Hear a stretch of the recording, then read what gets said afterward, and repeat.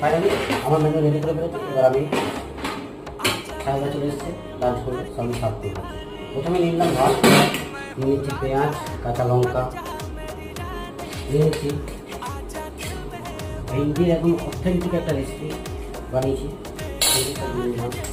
আর নিয়ে নিচ্ছি চোখা, এটা হচ্ছে আলু চোখা, আলু মাখা যেতে বলে। নিয়ে নিচ্ছি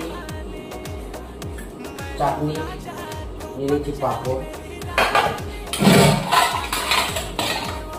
নিয়ে নিচ্ছি আমডাল। বন্ধুরা, এই গরমে আমডাল খেতে কিন্তু পারফেক্ট লাগে, পাল্লা বসে বানিয়ে নেবেন। আমডাল নিয়ে নিলাম।